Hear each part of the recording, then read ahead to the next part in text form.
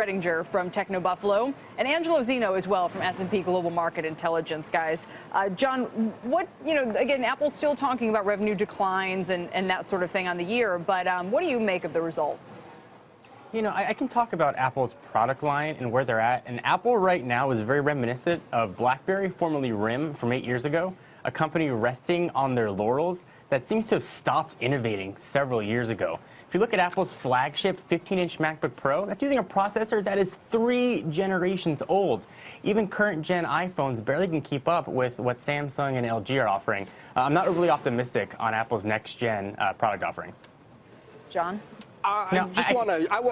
This John or that John? This John. Okay, I'll take it for a moment. I got to push back against the idea that Apple's not innovating and is like BlackBerry of year. The problem with BlackBerry wasn't that it didn't pick up the latest chip fast enough off the shelf. You just have to pick it up off the shelf from Intel in order to slap it into a laptop. That's easy. The problem was that they misjudged the entire direction of what consumers wanted. They didn't prepare themselves to deliver apps. They didn't prepare themselves to deliver touchscreens. And it's not clear at this point. You can make an argument about virtual reality or something like that. It's not clear at this point that Apple is fundamentally misjudging what people want from mobile technology. I think it's too soon to say that. Are they behind perhaps in artificial intelligence, in bots and that sort of thing? Perhaps, but at WWDC they announced a lot of technology, a lot of software, hinted at a lot of services that could very well be in line with what's been talked about by the likes of Google and Facebook and Amazon. So I don't think we're quite there yet. So John Rettinger? So allow me to counter that for a moment. I was at WWDC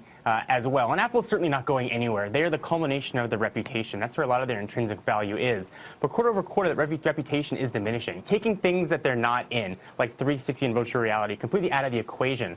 The highest resolution Apple phone right now is 1080p. You've got 2K, 4K phones out. Apple is even touching that. Things like fast charging, wireless charging. Apple doesn't offer that, and consumers are seeing competitors offer those things for generations and generations. And until Apple offers cutting-edge specs to match their pretty solid operating system, I think they're going to see customers start to leave in droves. People aren't buying that. We just heard from Qualcomm that the premium end of the smartphone market is languishing while it's the lower end that's doing well. Apple clearly made a good call in coming out with the iPhone SE when they did. It's not just a matter of throwing whatever feature out there. You've got to get the right features because, yeah, wireless charging might be exciting to folks in North America, but that's not where people are buying phones right now, and they're not buying them on that particular spec. So to make sure I follow, you're suggesting that Apple focuses on the lower end of the spectrum, completely going the opposite direction of what they've done since their inception of their history based on one iPhone SE model, which they had one good quarter of. Let's see how that does for another year when you have other $99, I'm suggesting there's an opportunity options. cost. Coming out with features